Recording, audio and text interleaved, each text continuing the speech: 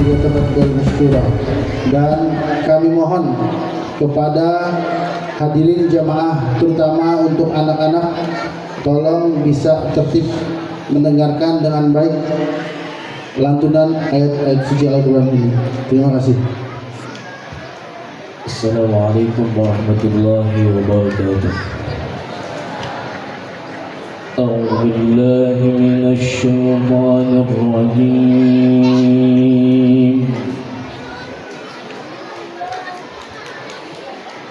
Bismillahirrahmanirrahim.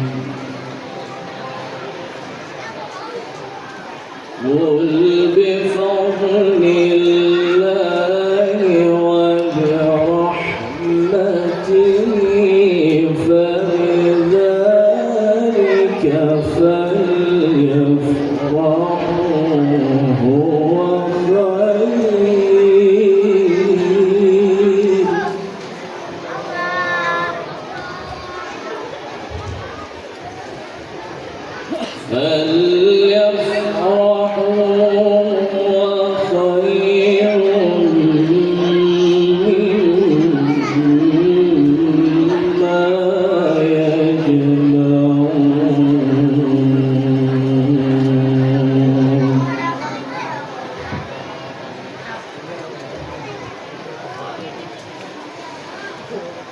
قل أرأيتم ما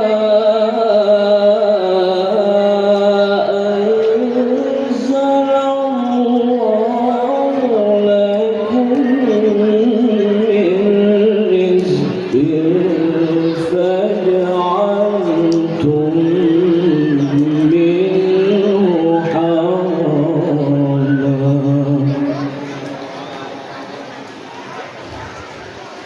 حراما فجعلتم منه حراما وحلالا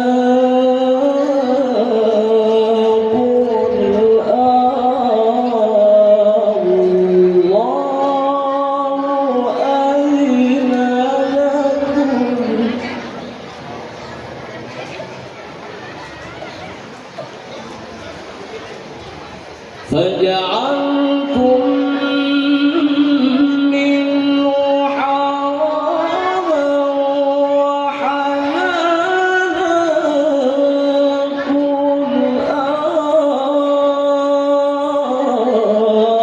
الله أذن لكم أم على الله تفترون.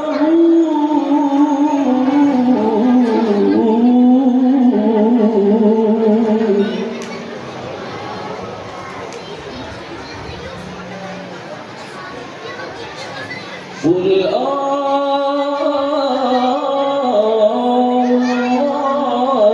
أذن لكم أم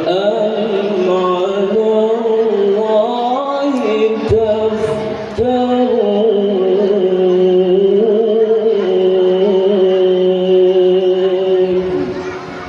صدق الله العظيم.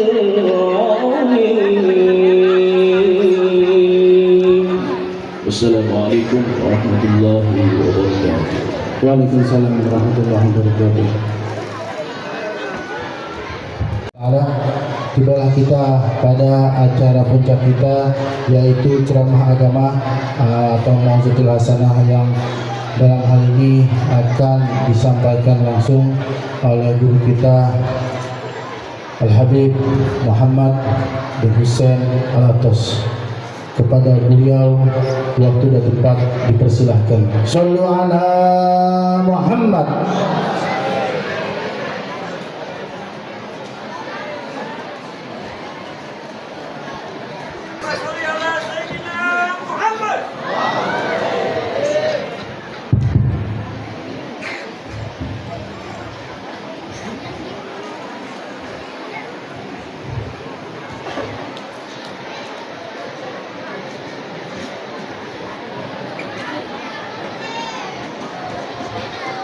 Assalamualaikum warahmatullahi ta'ala wabarakatuh.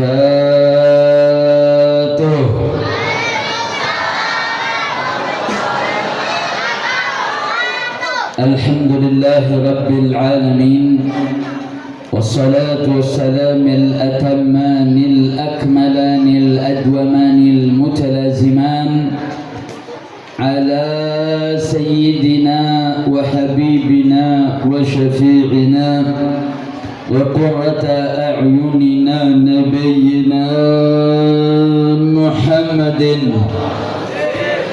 وعلى آله الطاهرين وأصحابه الغر الميامين ومن تبعهم بإحسان إلى يوم الدين. أشهد أن لا إله إلا الله وحده لا شريك له وأشهد أن سيدنا محمدا عبده ورسوله وصفيه وخليله أرسل رسوله بالهدى ودين الحق ليظهره على الدين كله ولو كره الكافرون.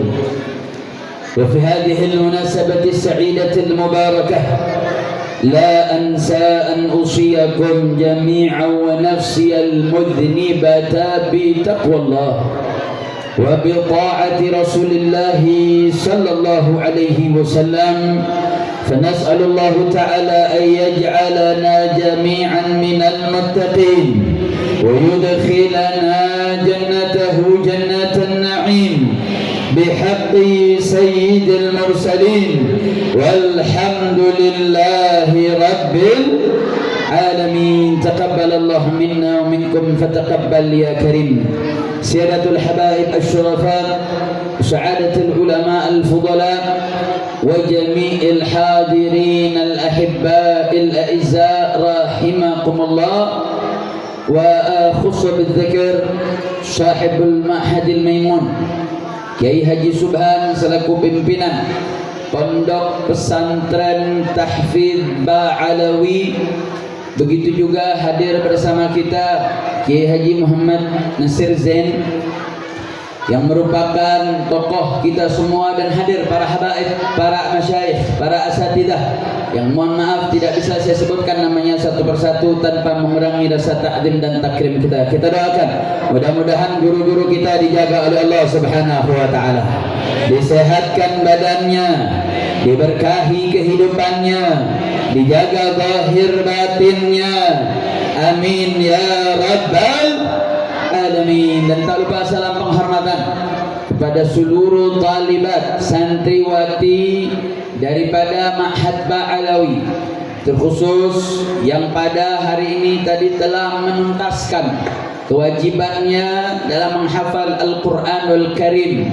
Begitu pun juga kepada para tuan guru, yaitu para asatidah, dewan guru daripada Ma'had Ba'alawi. Mudah-mudahan segala daripada kegiatannya di dalam melakukan hafalan Al-Quran, pendidikan di Pondok Pesantren Ma'had Ba'alawi, dan seluruh para asatidah yang ikut bersumbangsi di dalam mendidik daripada putri-putri yang tergabung di dalam Ma'had Ba'alawi, mudah-mudahan diberikan keistiqamahan dan diterima segala ilmunya dari dunia hingga akhirat, amin ya rabbal alamin. Dan salam teristimewa kepada para hadirin wal hadirat, kaum muslimin, kaum muslimat yang hadir dalam perayaan daripada haflah yang dilaksanakan pada hari ini. Mudah-mudahan kumpulnya kita di tempat ini, hadirnya kita di Ma'had Tahfidzul Quran ini, mudah-mudahan enggak pulang dari tempat ini kecuali Allah Subhanahu wa taala mengampuni dosa-dosa kita, mengabulkan hajat-hajat kita, yang sakit diangkat penyakitnya, yang punya kesulitan dimudahkan, yang punya hajat dikabulkan, dan mudah-mudahan anak cucu keturunan kita bisa dapat keberkahan menjadi para penghafal Al-Quran, para pecinta Al-Quran, amin ya rabbal alamin. Alhamdulillah, di dalam apa yang sama kita hadiri sudah pada kesempatan pagi hari ini, saya melihat bahwa pendidikan di pondok pesantren terkhusus yang fokus serius mencetak kader-kader penghafal Al-Quran, apalagi terkhusus yang fokus serius terhadap pembinaan kepada anak-anak perempuan yang mampu untuk melahirkan para ustazat penghafal Al-Quran yang mengerti fikih, mengerti daripada ilmu-ilmu alat, maka ini adalah termasuk sumbangsih dalam memperbaiki negara, memperbaiki bangsa yang telah sama kita lihat kerusakan demi kerusakan begitu sangat vulgar dipertontonkan di semua elemen masyarakat dari pejabat sampai tingkat rakyat, dan ini merupakan satu tanggung jawab besar untuk bagi kita bagaimana mampu memperbaiki ini semua, saudara. Dan memperbaiki perempuan ini memiliki efek yang luar biasa, sebagaimana kita pernah dengar bahwa an-nisa al-ummahat imadul bilad, ibu-ibu adalah benteng kokoh tiang-tiang negara. Artinya apa? Tanpa tiang yang kokoh gak mungkin akan terbangun daripada negara yang kokoh. Kalau sebuah bangunan mau kokoh, kuatkan fondasinya, kuatkan tiangnya, baru dia punya bangunan bisa kokoh, saudara. Artinya kalau tiangnya lemah, tiangnya rapuh, mustahil kita punya bangunan yang kokoh. Saya mau tanya, jawab yang keempat. Kalau ada bangunan tiangnya rapuh, saya mau tanya, bangunannya kuat apa lemah? Jawab yang keempat, bangunan yang tiangnya lemah, kira-kira bangunannya lemah atau kuat? Lemah atau kuat? Lemah, sudah. Makanya jangan heran kenapa kemudian para wanita-wanita mereka menjadi mustahdaf, mereka menjadi target dirusak, mereka dirusak moralnya, dirusak akhlaknya, dirusak logika pikirnya, karena kalau mampu merusak perempuan, merusak kaum ummahat, merusak kalangan ibunya, pasti akan berimplikasi, saudara, rusak anaknya, rusak rumah tangganya. Karena merusak perempuan dalam satu bangunan negara akan berimplikasi yang luar biasa. Makanya nggak heran ketika seorang sahabat datang ketemu Nabi kita Sayyiduna Muhammad Sallallahu Alaihi Wasallam, saat itu mereka bertanya, siapa yang harus dihormati? Jawab Nabi, yang pertama ummuk, summa man? Ummuk, summa man? Kemudian siapa? Ummuk. Yang ketiga, yang terakhir, yang keempat, baru bapakmu. Pertama Nabi sebut ibumu, kedua ibumu, ketiga ibumu, yang terakhir baru bapakmu. Saudara, para alim ulama menggarisbawahi bagaimana kewajiban seorang anak menghormati ibunya 3 kali lipat daripada menghormati ayahnya. Ya, ini menafsirkan hadis, melihat nas dari perspektif hak yang harus diterima oleh kalangan ummahat, dari kalangan wanita. Tapi jangan lupa, di balik hak 3 kali lipat penghormatan terdapat 3 kali kewajiban yang jauh lebih besar, yang lebih banyak dibanding kewajiban seorang pria, seorang ayah terhadap pendidikan putra putrinya, saudara. Artinya apa? Kenapa sih kok Islam memuliakan perempuan 3 kali lipat, memuliakan seorang ibu 3 kali lipat? Karena memang 3 kali lipat pula lah pengaruh kalangan perempuan di dalam pendidikan putra putrinya, saudara. Makanya dikatakan bahwasanya al-madrasatul ula, ibu itu adalah sekolah pertama pendidikan, bukan hanya sekedar mendidik kepada putra putrinya, tapi peran wanita di dalam rumah tangga memiliki peran yang agung, saudara. Baik untuk mengimbangi sang suami, bagaimana dalam menjaga daripada kehidupan rumah tangganya, perempuan menjadi target yang sangat-sangat strategis, baik dalam memperbaiki bangsa maupun di dalam merusak bangsa. Makanya saudara, sebelum saya masuk ke dalam bagaimana penting dan mulianya Al-Quran, saya ingin membuat satu deskripsi masalah terlebih dahulu. Saya sering menyampaikan ini, apalagi kalau saya ceramah di wilayah Bogor, saudara, bahwa Bogor saat ini terkhusus baik dari kabupaten maupun kota sesuai data yang digelontorkan oleh PPATK, yaitu satu lembaga keuangan negeri yang memiliki akses untuk memeriksa jalur transaksi keuangan. Dia punya akses untuk membuka rekening-rekening bank, dari mana latar belakangnya, kemana dia alokasikan dana tersebut. Dan apa yang terjadi saudara? Bahwasanya Bogor, baik kota maupun kabupaten, memiliki data peredaran judi online terbesar se-Indonesia. Yang kalau digabungkan antara Bogor, baik kota maupun kabupaten, peredaran uangnya menyentuh 1,1 triliun. Bogor yang identik pondok pesantrennya banyak, majelis taklimnya banyak, tabligh akbar tiap malamnya banyak, tetapi menjadi tataran kabupaten terbesar kedua ketiga tingkat nasional. Dan Anda perlu tahu saudara, dari data tersebut kelompok apa varietas yang paling banyak yang terjangkit judi online? Yang pertama, kalangan ibu-ibu. Bu, yang hadir ada nggak nih yang main judol nih? Ada gak? Awas lu dicek tertato ada lagi. Mudah-mudahan yang hadir nggak ada. Amin. Amin. Pak aminnya lemes lu. Amin. Amin. Ya Rabbal. Oh, ini gerakan sistematis saudara. Saya dengar di wilayah-wilayah dekat pondok pesantren kami di Megamendung, mereka masuk kok.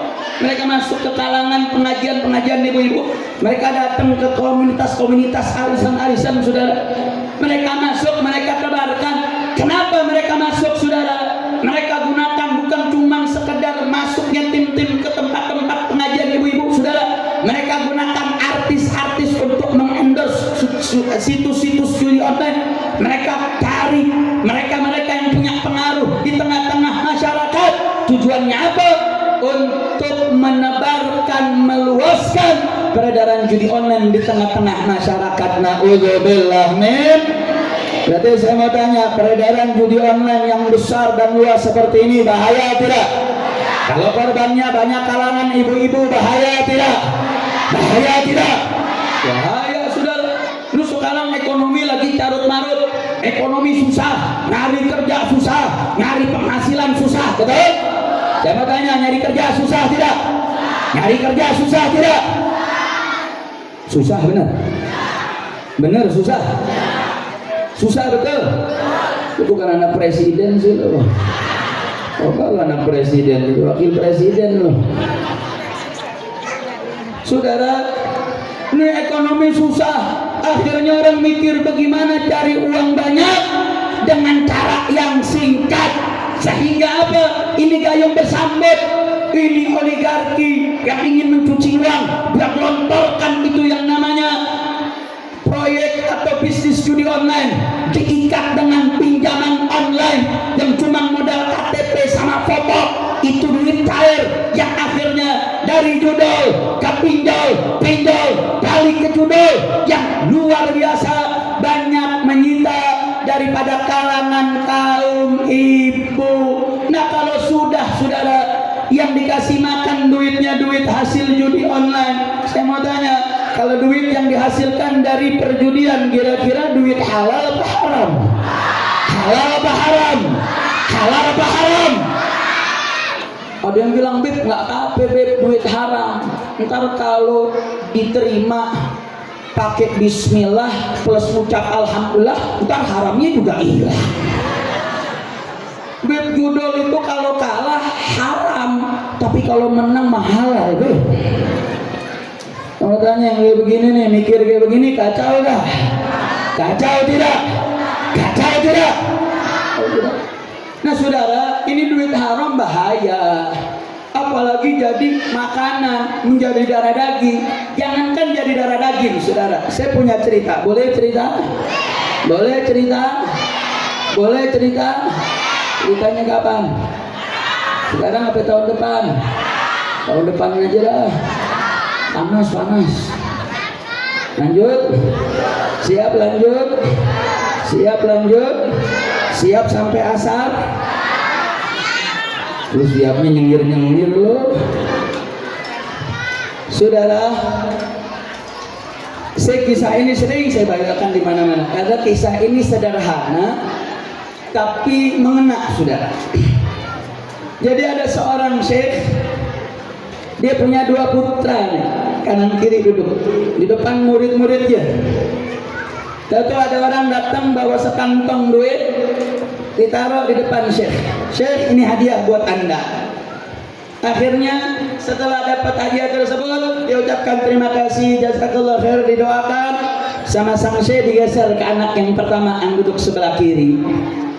Datang lagi orang bawa sekantong duit, dikasih lagi kepada syekh yang sama di hadapan murid dan 2 putranya. Ketika diterima, digeser, diucapkan terima kasih, dia doakan, dikasih ke anak yang kedua. Sudah. Singkat cerita, pulang itu 2 muhsinin tadi di depan daripada para santri-santrinya. Ini beliau kemudian menanyakan, wahai anakku yang pertama, itu duit mau kau apakan? Ini duit mau kau gunakan apa? Kata sang anak yang pertama, dia bilang, ayah ini kan seorang guru, ayah ini kan seorang guru besar, murid di mana-mana, punya banyak santri. Maka saya ingin melanjutkan perjuangan ayah.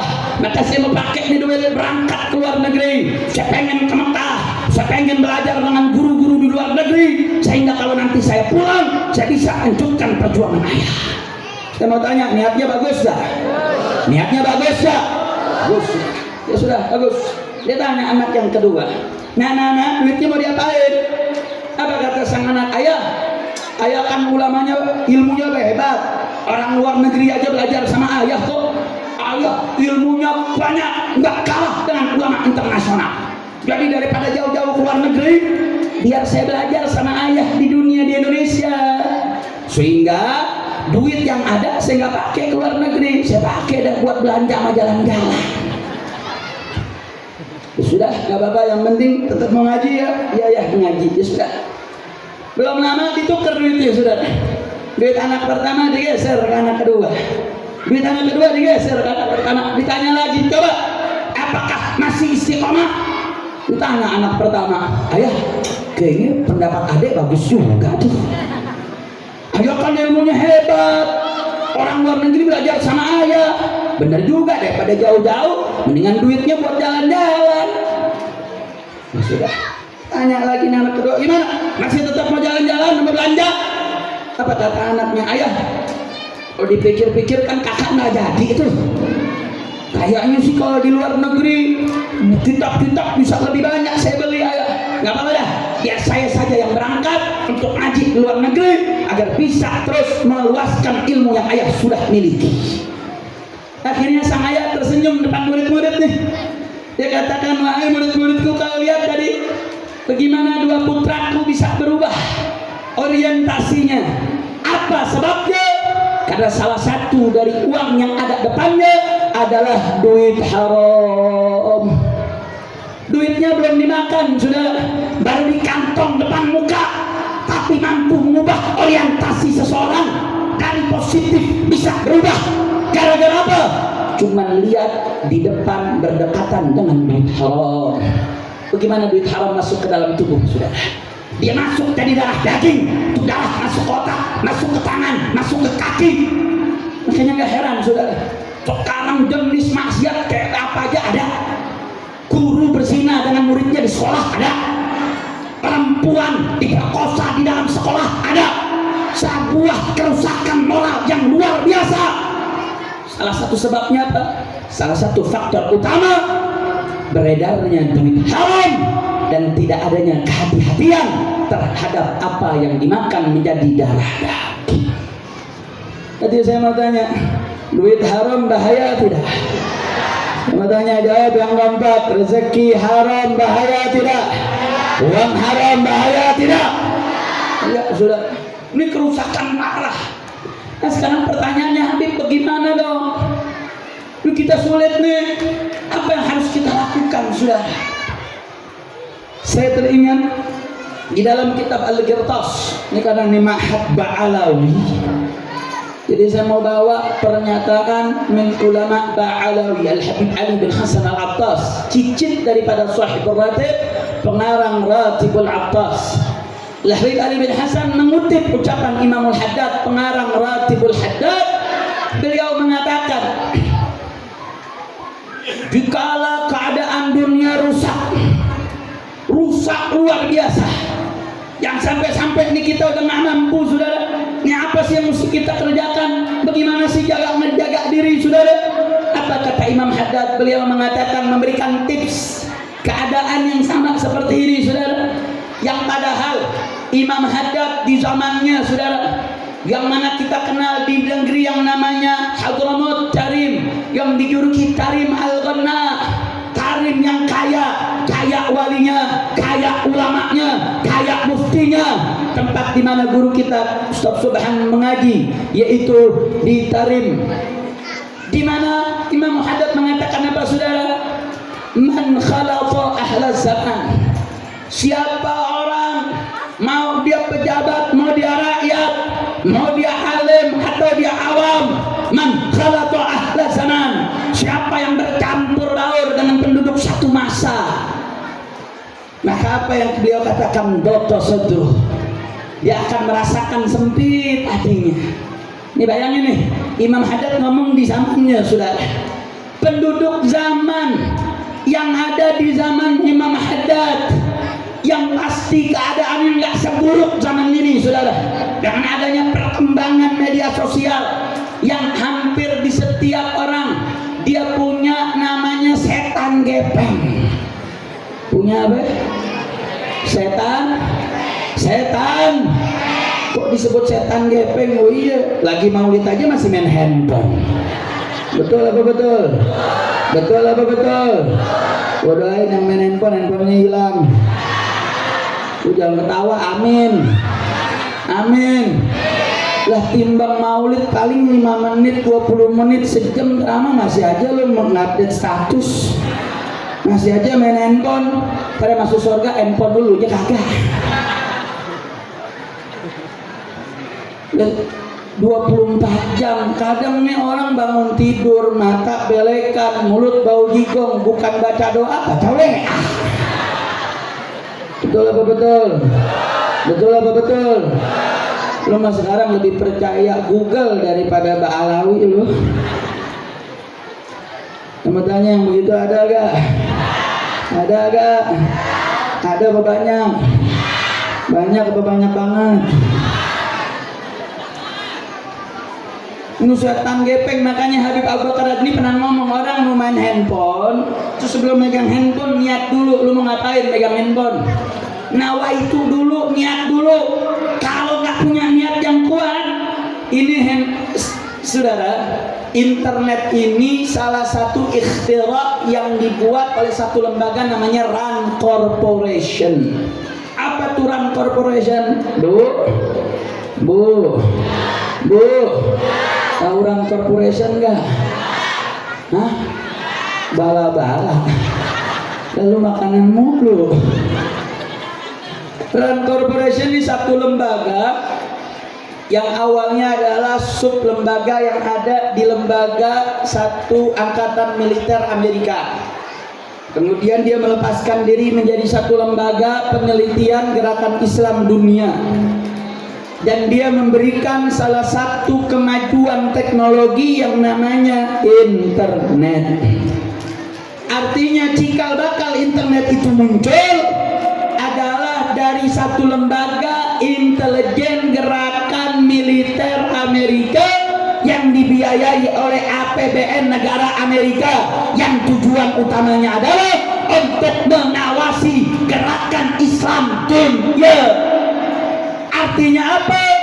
Tidak menjadi satu hal yang aneh dan mustahil kalau internet akan digunakan untuk menjadi ajang merusak gerakan Islam dunia. Dan saat ini, hari ini sudah sangat jelas dan gamblang segala bentuk kerusakan itu muncul lewat jalur internet. Makanya tadi saya mengatakan gini, bukan saya katakan Anda tinggalkan internet, enggak.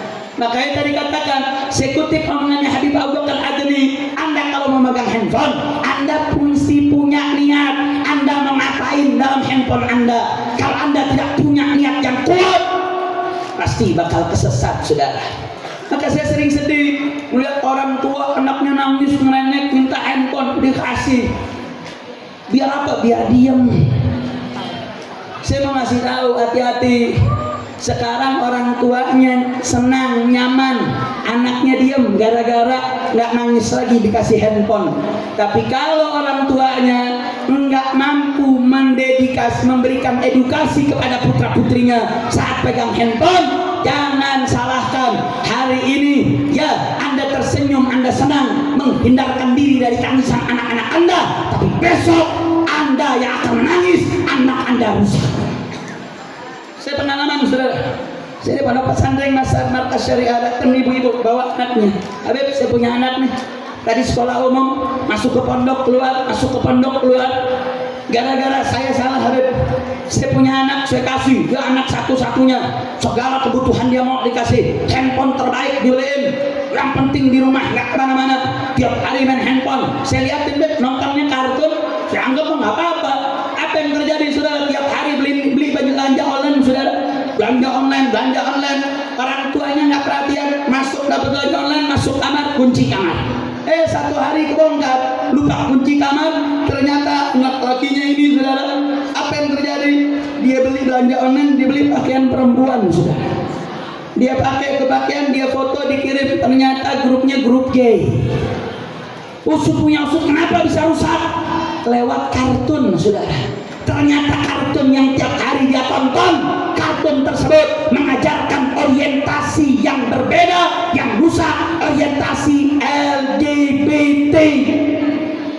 Oke, saya sering sampaikan di mana-mana, saudara. Ini sekarang orang tua bukan ngedidik anak tapi miara anak. Emang apa bedanya mendidik sama miara? Saudara, kalau orang miara kambing, dengar kambing embe, oh lapar, kasih makan, tuh kambing diam. Kambing teriak lagi embe, oh haus, kasih minum, dia diam. Oh ini kambing kok diam mulu, oh sakit, kasih obat.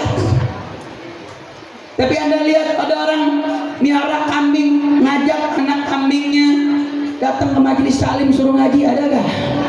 Ada gak? Ada gak? Ada gitu kambing kurang ajar sama bapaknya dikelepak palanya, lu yang akhlak sama orang tua, ada gak? Ada gak? Nggak ada. Orientasi piara kambing bagaimana biar gemuk, udah gede dipotong atau dijual, betul? Betul? Nah sekarang berapa banyak orang tua yang punya anak cuma mikirin makannya, minumnya, kalau sakit berobat dah. Mau anaknya tuh jalanin syariat, nggak jalanin, siapa udah. Mau tuh anak punya akhlak, nggak punya akhlak, siapa udah. Mau tuh anak ngikutin jalan aturan syariat atau tidak, siapa udah. Maka apa bedanya memiara kambing? Betul apa betul? Betul apa betul? Makanya kita apresiasi orang tua yang mendidikkan anaknya, menitipkan ke kiai, menitipkan ke para habaib, ditaruh di pondok pesantren. Dia berasa sedih ditinggal anaknya, saudara. Tapi itu adalah cara dia untuk mendidik putra putrinya sebagai bekal dia untuk menjalani kehidupan sampai yaumul qiyamah. Kira-kira sampai sini jelas tidak? Jelas tidak? Makanya kata Imam Haddad, beliau mengatakan apa, saudara? Man khalatu ahla zaman, siapa yang bercampur dengan penduduk satu negeri, saudara, di satu masa, karena penduduk negeri itu rusak, orang di zaman itu rusak, apa yang terjadi? Dhaqa sadruh, sempit hatinya. Maksudnya apa? Nggak nyangka kok ada seperti ini ya, kok ada prostitusi kayak begini, perjudian serem, berbagai macam kemaksiatan, kemungkaran begitu merajalela. Dhaqa sadruh, sempit hatinya, bingung mau ngapain. Apa yang terjadi ketika itu terus menerus terakumulasi? Wa fasada amruh, rusak urusan, saudara. Yang tadinya cuma lihat ada orang lain, satu keluarganya kena, anggota keluarganya rusak, gara-gara apa? Bercampur baur tanpa ada mabda prinsip di dalam kehidupannya, saudara. Oh, kalau sudah itu terjadi, saudara, setelah dhaqa sadruh wa fasada amruh, apa yang terjadi? Idza qamat nafsu, kata Imam Haddad, Oh, kalau sudah hawa nafsu menguasai dirinya, itu menguasai di tataran pejabat, di tataran rakyat, para ulamanya, para muslihinnya, para da'inya, para muhtasibnya. Idza qamat nafsu, kalau sudah hawa nafsu menguasainya, fagalabathu, maka nanti hawa nafsu akan menguasai dan akan mengalahkan akal dan kepribadian serta mabda'nya. Nah, kemudian bagaimana caranya? Nah, sekarang cara untuk menanggulanginya agar tidak sempit hatinya, agar nggak rusak urusannya, agar dia tidak kalah dengan hawa nafsunya, terbawa tergerus dengan zaman. Maka kata Imam Haddad, beliau mengatakan, kenapa sebab kerusakan itu semua? Kata Imam Haddad, li'anna aqwalahum wa af'alahum kharijatun an siratil mustaqim. Kenapa kok penduduk zaman bisa membuat hati sempit, keadaan rusak, sampai terbawa hawa nafsunya? Kata Imam Haddad, li'anna aqwalahum, ucapan-ucapan mereka, wa af'alahum, perilaku tindak tanduk mereka, kharijatun an siratil mustaqim, sudah jauh keluar dari jalan yang lurus.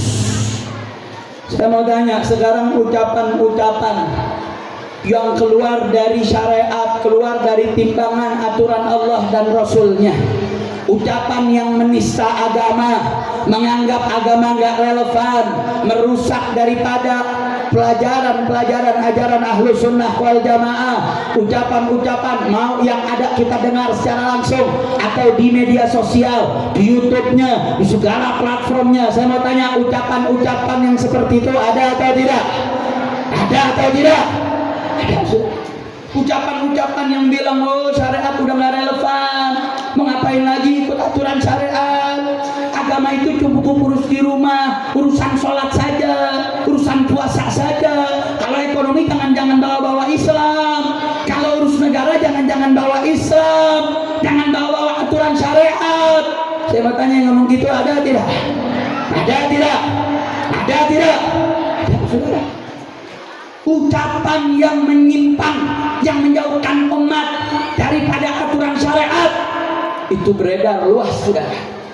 Sekarang orang tinggal tulis apa-apa di Google ada, mau ngaji, mau ngapa-ngapain ada di YouTube sudah. Yang kalau dia dengar bagus, ulama ahlus sunnah wal jamaah istiqamah, tapi hawa ni'mah. Tapi kalau diikutin, punya pemikiran liberal, punya pemikiran sekuler, punya pemikiran ateis, akhirnya ucapan-ucapannya membuat dia murtad, keluar dari Islam, akhirnya tidak yakin dengan ajaran Islam, tidak percaya dengan adanya Allah, tidak mengikuti ajaran syariatnya Nabi kita Sayyidina Muhammad Sallallahu Alaihi Wasallam. Nah, sekarang solusinya apa? Ini sekarang yang Imam Haddad sampaikan sudah kita lihat, sudah ucapan ngawur ada, perilaku yang keluar dari aturan syariat banyak, bahkan sampai di lingkungan terdekat kita rasakan sudah. Sekarang apa caranya? Apa solusinya? Beliau katakan ada 3 solusi untuk dia pegang dan dia jalankan. 1, tadabbur bitilawatil Quran. Kunci pertama selamat dari kerusakan zaman, agar tidak sempit hatinya dengan rusaknya zaman, kerusakan moral, akhlak dan syariat. Yang pertama adalah tadabbur bitilawatil Quran. Telaah, pahami bacaan Al-Quran. Nah, sekarang bagaimana keluarga kita nggak mau rusak? Jangankan tadabbur tilawah, baca Qurannya aja udah jarang. Betul apa betul? Betul apa betul? Coba cek Quran dulu di rumah masing-masing. Kalau nggak tebelan debunya daripada covernya. Betul apa betul? Paling kalau udah semangat, kalau udah Ramadan, itu juga hari pertama, kedua sampai sepekan doang. Pekan kedua udah ngurusin ini yang kue ketapang, ngurusin cat rumah, bolak-balik material, baju lebaran ke Tanah Abang. Ini udah setahun sekali, bacanya jarang-jarang, makanya pantas kerusakan terus menerus meluas karena jauh dari Al-Quran. Makanya saya senang Sesuban tadi cerita, oh ya Habib, di sini santrinya, santriwatinya ada 20 menghafal Al-Quran. Para wanita-wanita, santriwati, mereka dididik menghafal Al-Quran. Alhamdulillah sudah ada yang hafizah, sudah ada 2 yang lulus, yang hatam Al-Quran, dididik dengan metode manhaj seperti di Rubat Tarim, yang mana beliau adalah lulus dari Rubat Tarim. Ini adalah bentuk bagaimana memperbaiki kerusakan moral akhlak rakyat masyarakat, mendidik wanita-wanita, anak-anak kita untuk betul-betul ta'alluq dengan Al-Quran. Makanya di dalam Al-Quran Allah jamin, saudara, inna nahnu nazzalna dzikra wa inna lahu lahafizun. Emang kenapa sih? Kok bisa, apa pengaruhnya? Kok baca Al-Quran, tadabbur Al-Quran, terus bisa menjaga dari kerusakan? Apa sudah? Ada jaminan dari Allah. Inna nahnu nazzalna dzikra, sesungguhnya kami, kata Allah, yang menurunkan Al-Quran. Wa inna lahu, dan sesungguhnya untuk Al-Quran tersebut lahafizun, bahwasanya yang langsung yatawallal hifz, yang langsung menjaga dan melindungi Al-Quran adalah Allah Subhanahu wa ta'ala. Ini nggak ada dalam kitab-kitab sebelumnya, saudara. Kita kenal ada yang namanya kitab Taurat, ada kitab Zabur, ada kitab Injil. Penjagaan tersebut diserahkan kepada umat, bukan Allah yang jaga, saudara. Makanya saat ini ya kita wajib mengimami kitab-kitab suci terdahulu, saudara. Tapi sampai detik ini tidak ada kitab suci yang otentik terjaga kebenaran isinya tanpa ada tahrif, ada penyalahgunaan, penyimpangan isinya, kecuali Al-Quran. Kenapa? Karena Al-Quran Allah sendiri yang langsung menjaganya, saudara. Wa inna, sesungguhnya, bahwasanya yang langsung menjaga. Dan menariknya, saudara, kata inna nahnu nazzalna dzikra, Allah menggunakan dhamir nahnu. Nahnu itu kalau dalam ilmu bahasa Arab merupakan dhamir mutakallim wa ma'ahul ghair, tapi dalam maknanya bisa menunjukkan azamatun nafs, keagungan jiwa dan dirinya, keagungan zatnya. Tapi para ulama menggarisbawahi, kenapa kemudian Allah gunakan kata nahnu? Karena Allah akan melibatkan komponen-komponen lain selain zatnya. Allah libatkan generasi dari sahabat, turun ke generasi daripada tabi'in, turun ke generasi tabi'in yang terus mutasalsil, yang bersambung daripada riwayat demi riwayat. Makanya beda kitab suci Al-Quran dengan kitab agama lain yang mereka yakini sebagai kitab suci. Al-Quran sandarannya bukan teks, tapi Al-Quran sandarannya adalah qiraah, bacaan.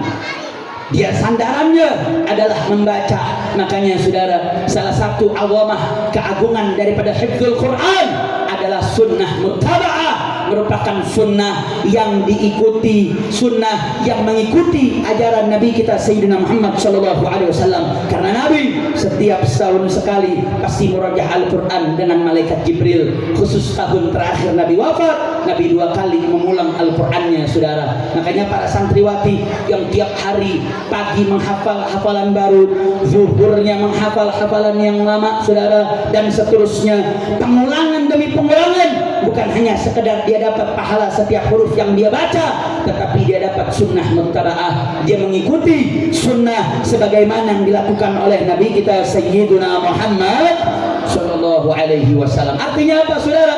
Karena keberkahan Al-Quran, maka yang penghafal Al-Quran dijaga, yang baca Al-Quran dijaga, keluarga yang menjaga Al-Quran akan terjaga. Salah satu buktinya apa, saudara? Kita tahu di Palestina, di Gaza, sampai hari ini, saudara, tidak sampai yang namanya Israel, Amerika dengan seluruh bala tentara, dengan kemajuan teknologi militernya, sampai detik ini tidak mampu berhasil mengalahkan untuk dalam tataran militer versus militer. Sampai hari ini, saudara, ada yang bilang, Habib, bukankah sudah 40.000 lebih nyawa yang melayang sejak tanggal 7 Oktober 2023? Kita katakan ya, tapi perlu diingat, itu yang dibunuh adalah warga sipil. Kalau bicara soal tentara, sampai hari ini tentara Al-Qassam yang ada di bawah fasail jihad Hamas dengan fasail jihad yang lainnya, Saraya Al-Quds, dengan seluruh daripada cabang-cabang gerakan keislaman yang ada di sana sampai hari ini terus melakukan perlawanan. Pertanyaannya, kenapa? Jawabnya ayat yang tadi kita baca, saudara. Inna nahnu nazzalna dzikra wa inna lahu lahafidun. Karena penduduk Gaza, saudara, ini kalau di Indonesia kita sering dengar namanya musabaqah tilawatil Quran, lomba baca Al-Quran atau lomba hifdzul Quran. Pesertanya personal, mau laki mau perempuan. Kalau di Gaza bukan perorangan, saudara, per keluarga.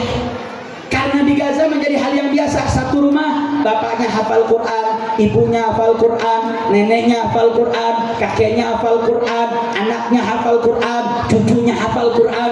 Jadi lombanya per keluarga penghafal Al-Quran. Bahkan tentara-tentara yang angkat senjata, mereka punya syarat, saudara. Apa syarat yang bisa jadi tentara Al-Qassam? Satu, dia mesti dapat rukhsah dari masjid, imam masjid setempat, kalau ini adalah anak yang rutin sholat jamaah 5 waktu di masjid. Yang kedua, dia mesti dapat rukhsah, izin, surat keterangan dari orang tuanya kalau ini anak yang berbakti kepada orang tua. Tiga, dia mesti hafal Al-Quran minimal 15 juz, ideal 30 juz. Sehari mesti baca Al-Quran 1 juz, saudara. Makanya gak heran Al-Qassam walaupun dia nunggu musuh gak lepas dari Al-Quran di tangannya, saudara. Selalu dia baca Al-Quran. Makanya apa yang terjadi, saudara, dalam tasrihatnya dia sering mengatakan, saya sering ketemu beberapa perwakilan para aktivis yang ada di Indonesia, dia katakan kami sering latihan, kami tahu lemparan RPG roket ini jaraknya sekian meter, kami punya hitung-hitungan, saudara. Tapi apa yang terjadi? Setiap kami menembakkan, tembakan yang kami lontarkan tidak pernah gagal dan tidak pernah meleset, bahkan ledakannya tidak pernah yang pernah kami bayangkan. Artinya apa? Selalu ada pertolongan Allah. Kenapa? Karena berkah Al-Quran. Alhamdulillah. Berarti saya mau tanya, peran Al-Quran besar atau kecil? Peran Al-Quran penting atau tidak? Penting atau tidak? Siap baca Al-Quran, siap hafal Al-Quran, siap bumikan Al-Quran. Takbir. Jadi pulang dari sini, saudara, bawa, kita pengen tuh ngelihat anak kita yang nanti diijazah.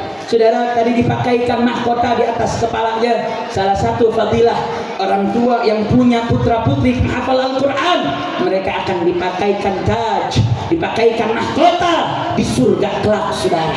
Dia akan dimuliakan oleh Allah Subhanahu wa Ta'ala karena besarnya perhatian dia untuk melahirkan para penghafal Al-Quran. Alhamdulillah. Makanya, saudara, Habib, saya udah tua nggak bisa ngapal, nggak apa, yang penting baca, jangan lewat.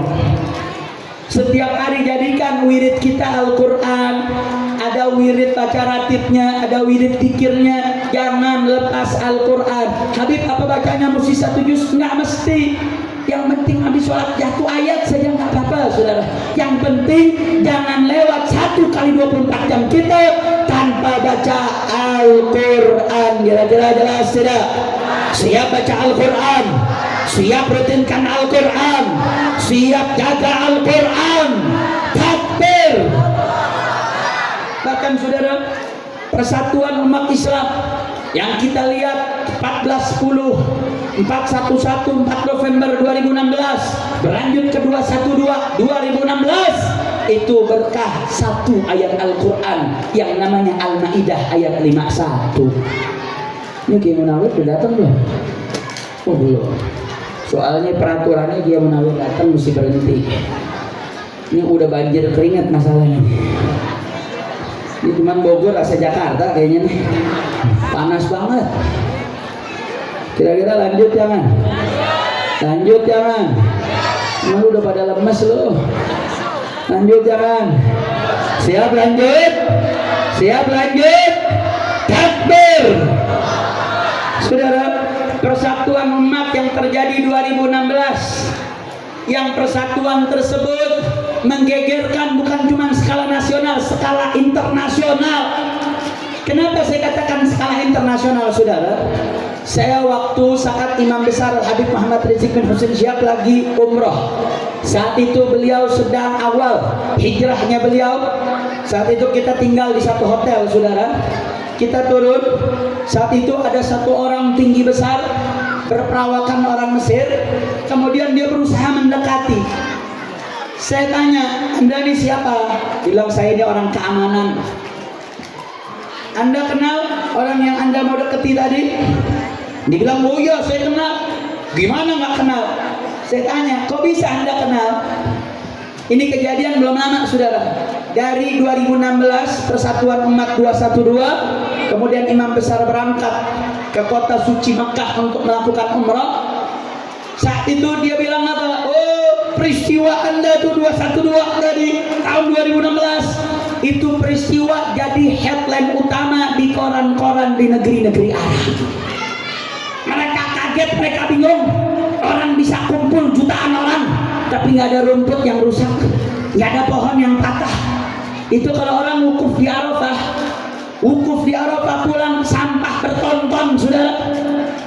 Tapi kemarin waktu 212 Anda 2016 yang dipimpin oleh Syekh ini nih, dengan para ulama-ulama yang kami lihat, tidak ada sampah yang bertebaran, rumput nggak ada yang rusak, pohon nggak ada yang patah. Ini merupakan satu pelajaran besar. Ini adalah satu akhlak nubuah yang diajarkan secara internasional. Sehingga kami nggak kaget, kami bukan kenal dengan Syekh ini, saudara. Dan saya lihat kena mata kepala, saudara. Imam Besar dari tadinya makan di ruang makan, orang datang mau nyuap nggak bisa, saudara. Sampai naik ke kamar, makanan datang ke kamar, gara-gara si tadi orang keamanan dari Mesir yang tahu, yang coba mengajak untuk melindungi Imam Besar kita, saudara. Artinya apa? Berkah satu ayat Al-Quran dinistakan oleh si penista agama, saudara, dibela oleh umat Islam Indonesia. Allah berikan anugerah bersatunya ulama, bersatunya yang anti maulid sama maulid yang dulu berantem, saudara. Dulu tuh ada gerakan namanya GAM, gerakan anti maulid, di mana ada maulid tenda dirubuhin. Tapi berkah 212 anti maulid datang ikut maulid, saudara. Yang tadinya kunut nggak kunut ribut, datang gara-gara ayat Al-Quran. Berarti saya mau tanya, Al-Quran berkah tidak? Al-Quran hebat tidak? Makanya jangan lemahkan Al-Quran, jangan lemahkan Al-Quran di rumah kita, saudara. Jaga. Makanya saya sungguh bahagia pondok pesantren ini fokus terhadap tahfidzul Quran. Bahkan nggak sampai di situ, saudara. Santriwatinya diajarin fikih, diajarin ilmu alat. Tadi kita dengar tuh bagaimana santriwati dengan metodenya membacakan bagaimana tataran daripada kaidah-kaidah dalam bahasa Arab.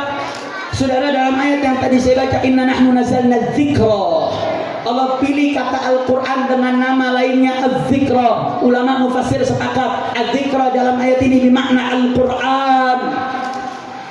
Apa kaitan eratnya, saudara? Bahwa penghafal Al-Quran bukan hanya sekedar menghafal Al-Quran, tapi wajib dibekali terhadap ilmu alat untuk dia tahu dan dia pahami seberapa dalam dan hebatnya makna Al-Quran. Makanya kata yang dipilih inna nahnu nazzalna dzikra, bukan inna nahnu nazzalna al-Quran wa nazzalna al-kitab, tapi Allah pilih kata inna nahnu nazzalna dzikra. Kenapa? Karena ada ayat yang lain Allah mengatakan fas'alu ahla dzikri in kuntum la ta'lamun. Tanyalah kepada ulama. Artinya apa?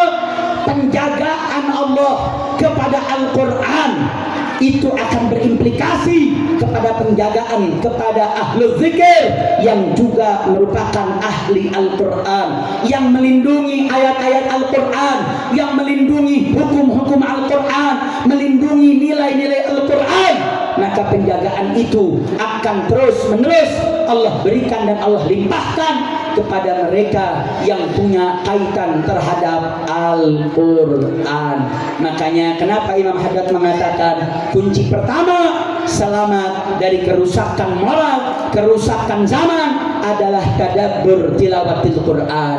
Kalau kita tadabburnya belum bisa, jangan tinggalkan tilawahnya, jangan tinggalkan bacanya, jangan tinggalkan pendidikan di rumah kita. Jangan sampai rumah kita nggak pernah terdengar bacaan Al-Quran dulu, saya masih kecil saudara, kita kalau maghrib dilarang sama orang tua keluar dari rumah. Setiap maghrib suara yang baca Yasin, yang baca Quran, yang baca Ratib itu yudandin bergetar dari rumah ke rumah saudara. Tapi saat ini miris, sedih, sungguh sedih. Waktu yang menjadi waktu yang paling agung justru banyak diisi dengan main handphone, buka TV, nonton sinetron. Makanya Anda perhatikan, biasanya sering ditaruh acara-acara rating tinggi, ditaruh waktunya waktu maghrib. Akhirnya orang sambil megang Quran, kadang megang handphone sambil nonton TV, yang akhirnya tujuannya yang tadinya zikir sedikit demi sedikit teralihkan sampai akhirnya meninggalkan waktu yang mulia gara-gara acara televisi. Na'udzubillah min. Jadi kunci pertama kata Imam Haddad, tadabbur tilawatil Quran. Yang kedua, tafakkur bisyaris salafis salih. Tafakkur, memikirkan, menelaah, mempelajari sejarah-sejarah orang soleh. Nama ma'had ini diberikan oleh Habib Salim Syatiri dengan nama Ba'alawi. Kenapa beliau memberikan isyarat? Saya berkeyakinan, saya berhusnudzon Allah subhanahu wa ta'ala melalui lisan daripada guru kita Al-Habib Salim Syatiri rahimahullahu rahmatal abrar, guru daripada guru kita Kiai Haji Ustaz Subhan, bahwasanya Ba'alawi merupakan satu thariqah yang dikirim ke negeri kita tercinta Indonesia yang berisi para rijalus salafun salih, orang-orang saleh yang meniti jalan, yang memegang teguh ajaran Al-Quran, yang mengikuti daripada datuk-datuknya, yang bersambung dengan ajaran Nabi kita Sayyiduna Muhammad Sallallahu Alaihi Wasallam. Yang artinya apa saudara? Bahwasanya salah satu kunci untuk menjaga diri kita dari kerusakan zaman, bagaimana menitik beratkan diri kita, keluarga kita untuk mengetahui sejarah orang-orang yang soleh, mulai dari Sayyidus Salihin Rasulullah Sallallahu Alaihi Wasallam turun kepada para sahabatnya, salafun soleh, kepada para alim ulamanya. Makanya saudara, salah satu kewajiban orang tua adalah alimu auladakum hubba nabiyukum wa ahli baiti, atau kama qala Nabi Sallallahu Alaihi Wasallam. Hei orang-orang tua, wajib bagi kalian ajarkan cinta kepada nabimu dan cinta kepada keluarganya. Emang kenapa saudara?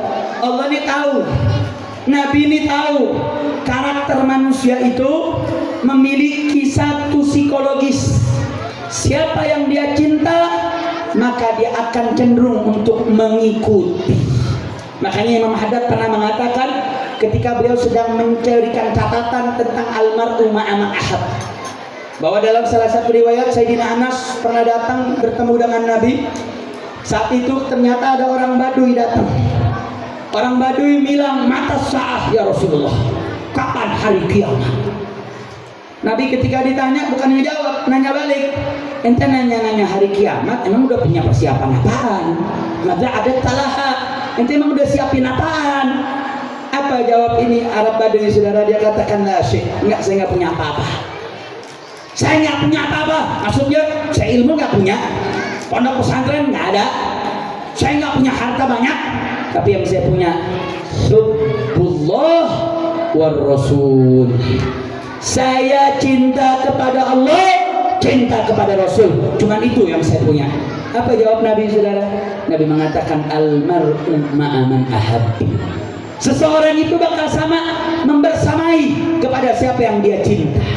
Nah, ketika menggarisbawahi pernyataan ini saudara, Al-Imamul Haddad mengatakan al-mar'u ma'aman ahab ini enggak mutlak.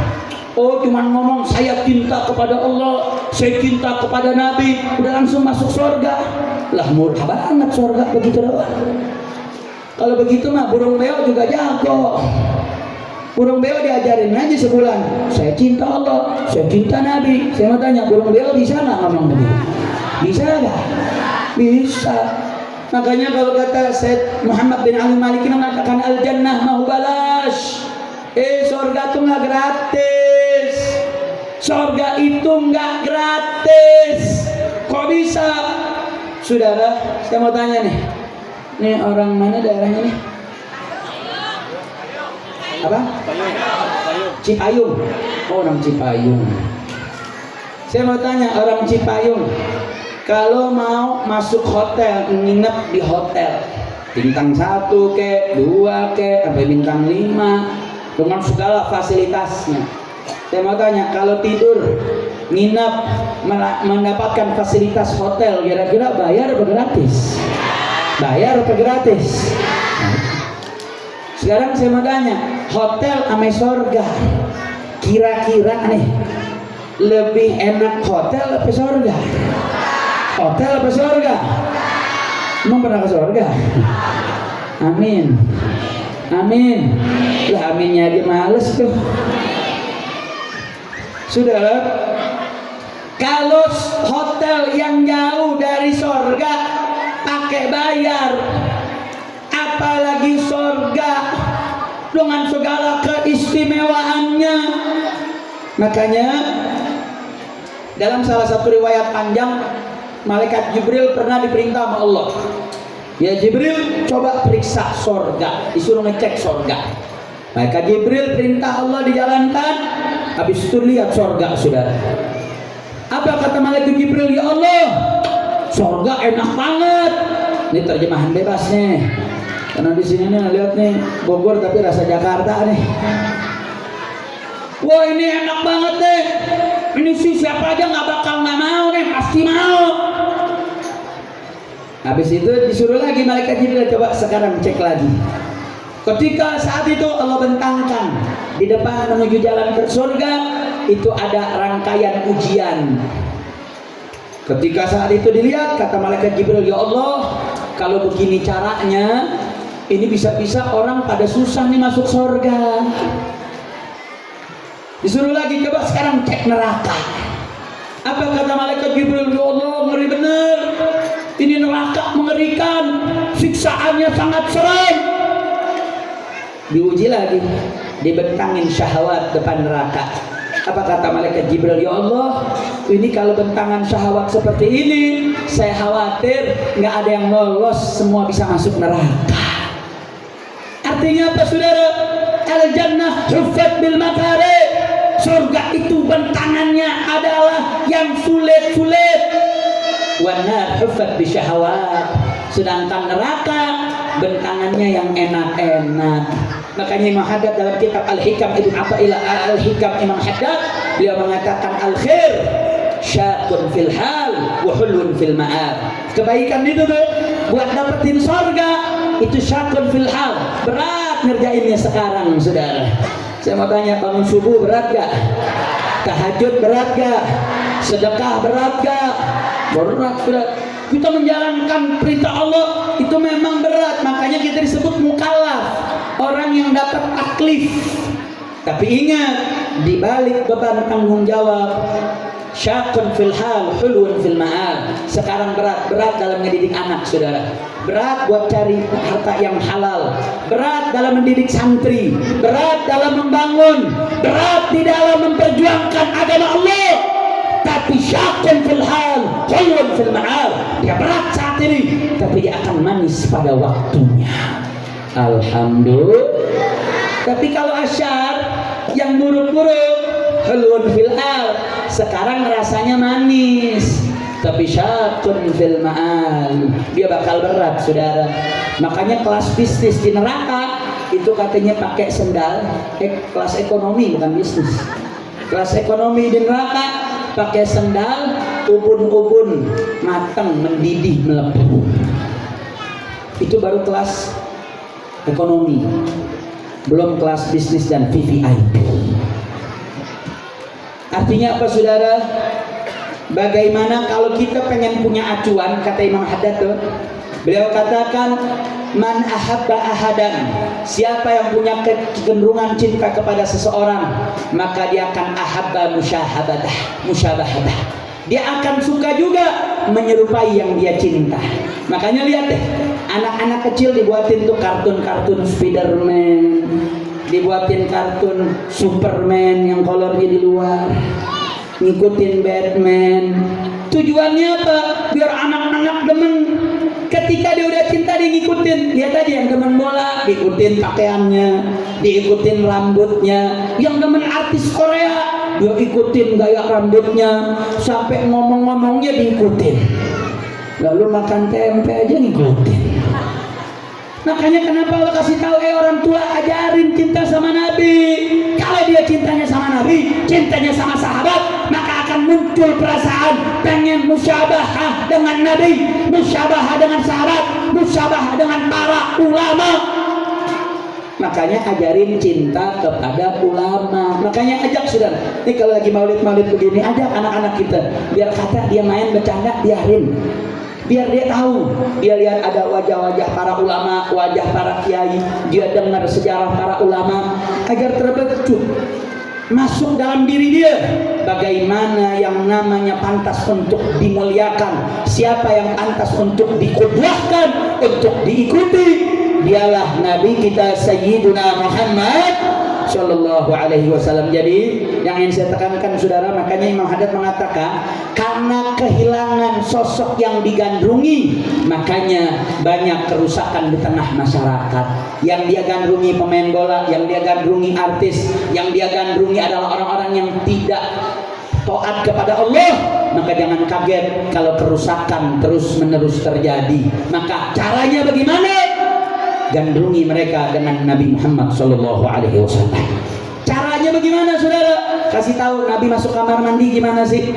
Nabi keluar kamar mandi bagaimana? Nabi makan gimana? Minum gimana? Gimana kehidupan Nabi? Setiap detik daripada apa yang dilakukan, tunjukkan bagaimana sikap Nabi kita Sayyidina Muhammad Sallallahu Alaihi Wasallam. Maka di Saudi ada satu acara namanya Laukana Bainan Al-Habib. Dia buat acara, dibuka tuh keran di tengah-tengah.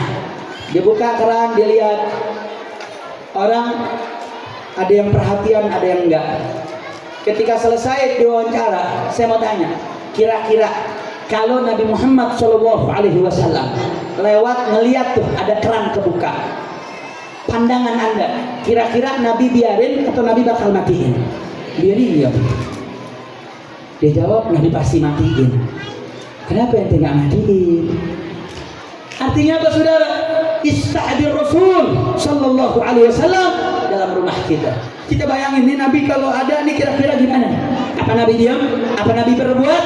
Hadirkan laukana bainan al-habib. Bagaimana kalau Rasulullah Sallallahu Alaihi Wasallam ada?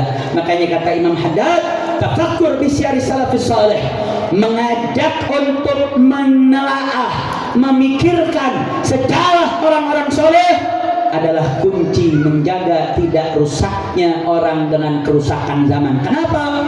Karena dia sudah punya guidance, dia punya target. Manusia mulia itu bukan yang buka aurat. Manusia yang agung itu adalah yang pegang syariat. Manusia yang agung yang tinggi adalah mereka yang semakin dekat dengan Allah dan Rasulnya, bukan yang mengumbar aurat, yang jauh dari syariat.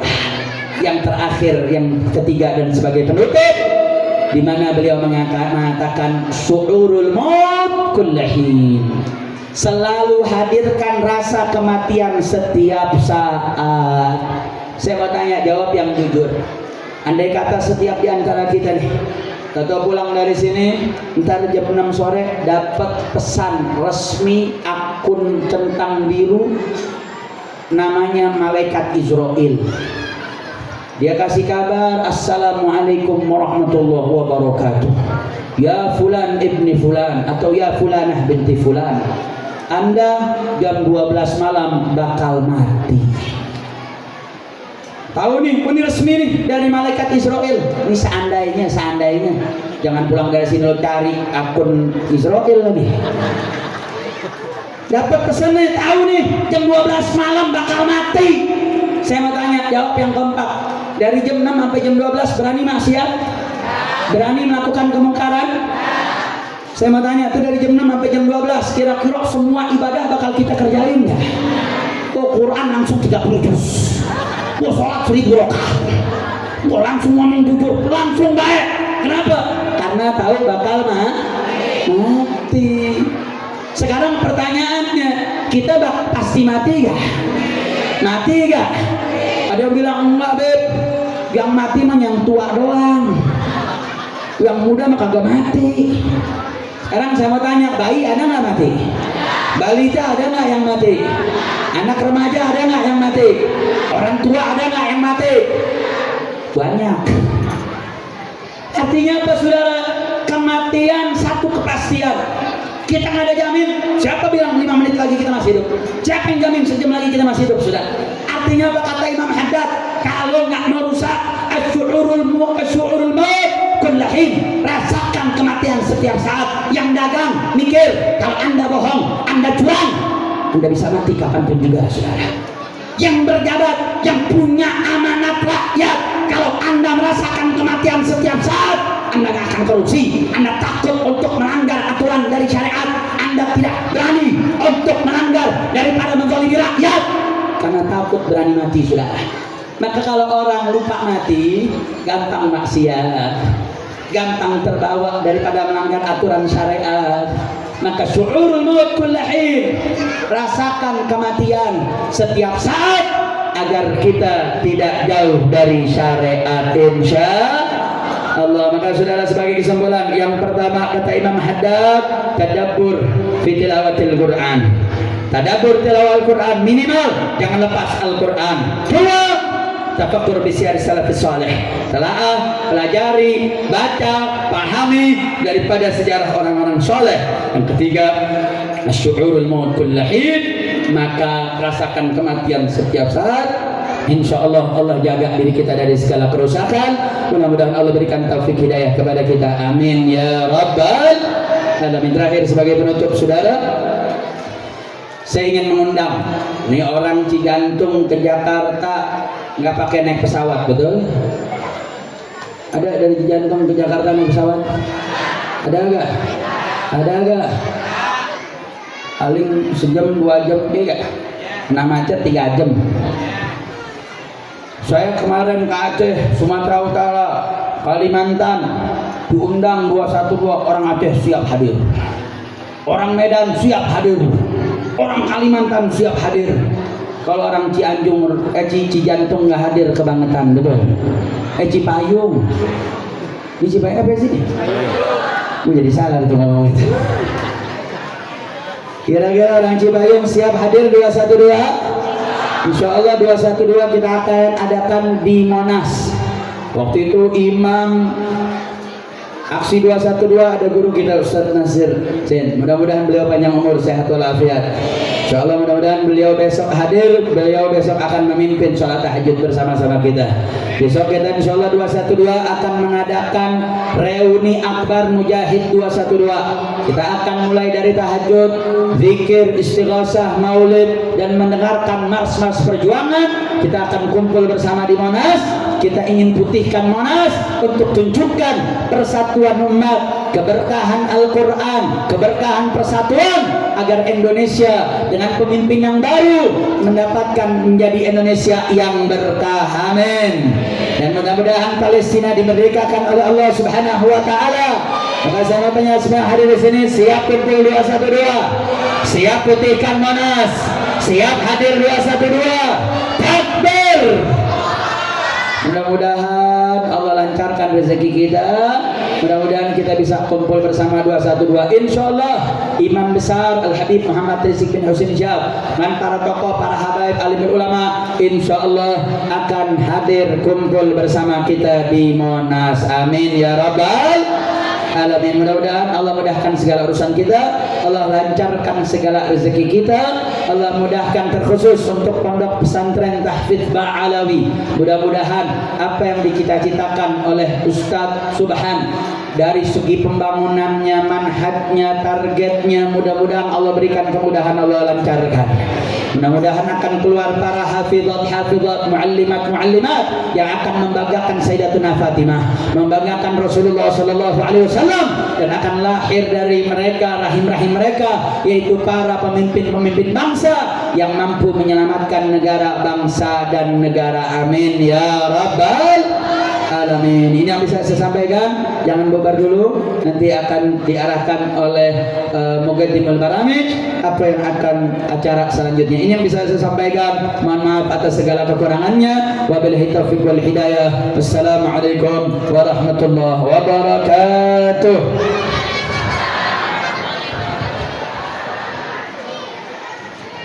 Bismillahirrahmanirrahim. Assalamualaikum warahmatullahi ta'ala wabarakatuh. Sebelum kita berdoa, kita bertawassul dengan membaca suratul Fatihah.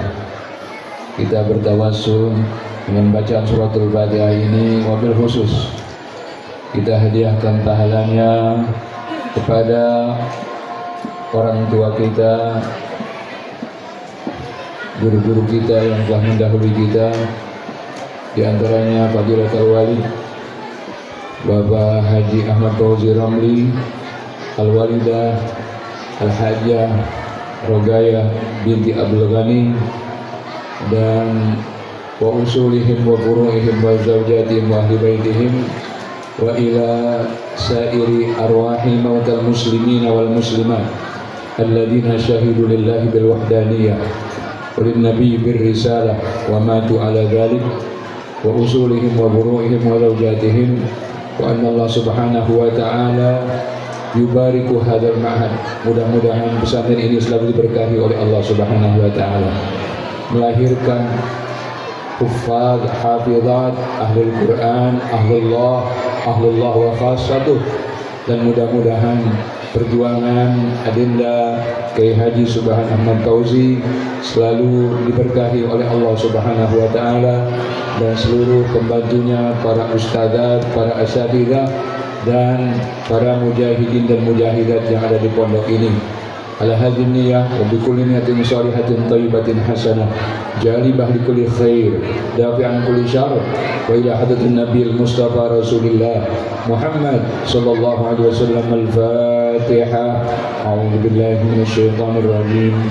Bismillahirrahmanirrahim. Alhamdulillahi rabbil alamin. Ar-Rahmanir Rahim. Maliki yaumiddin. Iyyaka na'budu wa iyyaka nasta'in.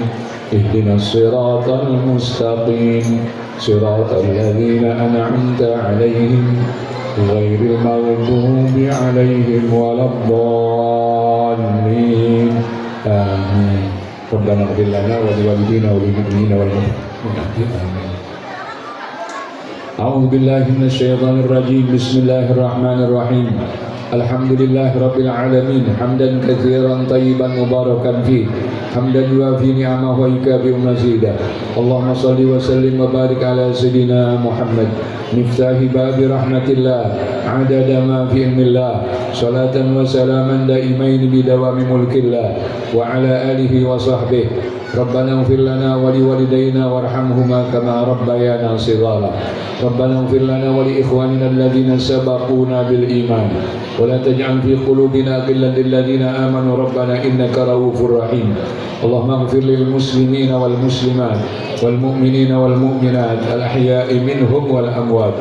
Allahumma ij'al jam'ana hadha jam'an marhuma waj'al tafarruqana min ba'dihi tafarruqan ma'suma, wa la tada' fina wa la ma'ana wa la minna syaqiyan wa la mahruma. Allahumma la tufarriq jam'ana hadha illa bi dhanbin maghfur wa 'amalin salihin mabrur wa tijaratin lan tabur wa sa'in mashkur wa khir lana fi jami'il umur ya azizu ya ghafur.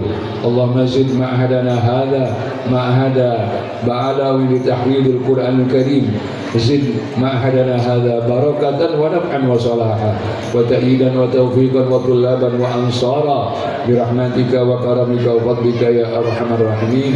Allahumma rabbana atina fid dunya hasanah wa fil akhirati hasanah wa qina adzaban nar. Wa sallallahu ala sayyidina Muhammad wa ala alihi wa sahbihi wa sallim tasliman katsiran daiman abadan ila yaumiddin. Subhana rabbika rabbil izzati amma yasifun wa salamun alal mursalin walhamdulillahi rabbil alamin. Amin amin amin ya rabbal alamin. Bisri asraril Fatihah. A'udzu billahi minasyaitonir rajim. Bismillahirrahmanirrahim. Ar-Rahmanir Rahim. Maliki yaumiddin. iyyaka na'budu wa iyyaka nasta'in ihdinas siratal mustaqim siratal ladzina an'amta 'alaihim ghairil maghdubi 'alaihim waladdallin. Wassalamualaikum warahmatullahi wabarakatuh.